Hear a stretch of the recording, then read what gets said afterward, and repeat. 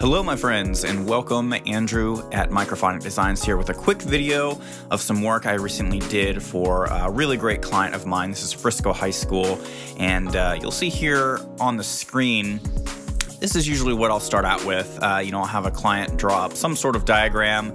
Sometimes I'll get them where they're sort of done up in a PDF like this. Other times it's just hand-drawn on some paper. Either way works great, but you'll see, this is what their setup's going to be for the 2021 to 2022 season. So that is this fall here in 2021 for their marching band season. And so I'll take something like this and turn it into this. So it's basically the same diagram, but this is what helps me get a count on all the cables that we're gonna need. I have sort of like an internal color code for what all the different colors mean. So those equate to the different lengths of cable. And basically this just helps me plan out what we're gonna do with their setup. And you'll see some of the time-lapse video clips here in just a second of the actual installation here. And I like doing this whenever clients have two snakes, which is kind of splitting the front ensemble up. So we've got sort of the side one snake and then the side two snake. And I believe Frisco is using the Planet Waves modular snakes here. So let's take a look at the video clips. And so this is just sort of the pre-setup where we laid out all of their cables. We got all of the microphones and shock mounts divvied up to each of the instruments. So this is really important. This helps the job go by a lot faster, is just organizing all of the stuff where it goes. And you'll see here, they got pretty solid setup, Yamaha TF console, Yamaha power amplifiers down there in the bottom. And you'll notice there that we've got 4 outputs. So we've got a separate output for their subwoofers, and then they're using the 4-pole cables or the 4-conductor speak-on cables to send the signal for both the full range and the subwoofers out to each speaker stack. So we've got the signal for both speakers in the one cable, and then the subwoofers are modified. It splits the signal. Real solid setup there. Classic options. Yamaha stuff is great. Here you'll see we start to get into some of the cabling, and as I was sort of mentioning a moment ago, having all of the cables divvied out to each of the keyboards that they're going to go on is really helpful, especially, you want to take care of the color coding first. Doing the color code on each of the cables, I do that well before I start touching zip ties. And you'll also see here the microphones are put on there. A lot of the times I'll see percussion directors just keep their extra accessory clamps underneath the keyboards in the off season. Just makes it real quick and easy to put the mics back on, with a really good starting position when we go back in for the next year. And then here again, we're just getting sort of the complicated part of that junction point put on, which is the breakout cable, making sure that none of that's going to move. And I positioned this in a way, I've got the DB25 connector, which is sort of that flat printer looking connector thing. I've got that facing the front so that the student that's going to walk the snake, the core cable of the snake to the instrument can easily plug that in themselves instead of having to hand it to the student that actually plays the instrument. And that'll get a little bit extra reach out of the modular snakes as well. And here we're just continuing getting the cables on. This is sort of the easy part. The difficult part with getting a cabling system kind of like this is really making sure that the modular snake and the connecting cables are on there in a good fashion, I guess I would say.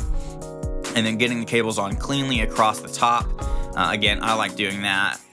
In the last video I did, I think it was the Laredo High School setup, I mentioned that I like doing or keeping the cables on top of the support rail. That's just sort of a me thing. Some guys like to hide them behind the accessory rail. That's totally cool. I like to take the extra time and make sure that the cables are supported on top of that rail and that they look real clean. And here you'll see, I think we're getting some of those back row vibraphones done in the side 2, like the left-hand side of the pit.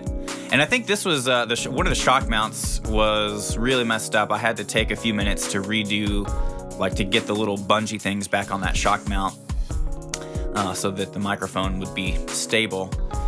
And here we're moving on to the side 2 marimba, the junction point, again with the modular snakes. Doing this a little bit different because if you can notice there, the DB25 connector that's facing the camera, the part with the threadings, so like on those connectors, there's these little screws that come from the core cable that will hold it on to that connector. Those fell off, and I didn't want any extra weight being pulled on it that could possibly disconnect that connection. So I put that breakout connector a little bit closer to the ground so that it wouldn't have as much weight pulling on it. And again, here we're just going through and making sure the cables are all nice and clean.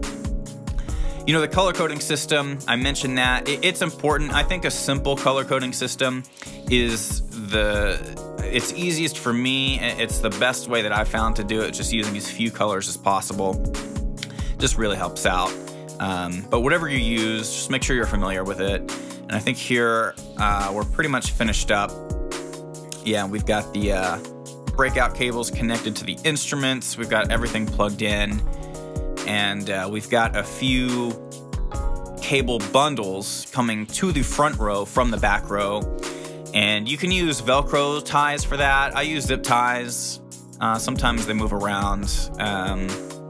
But I cut them as close, like I cut as much of the extra zip tie off as I can so that it doesn't snag anybody's fingers. It seems to work pretty good.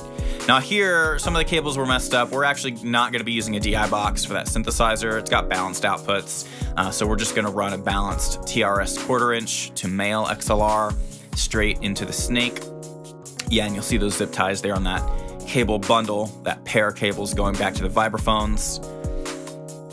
And each of them has their own color, of course.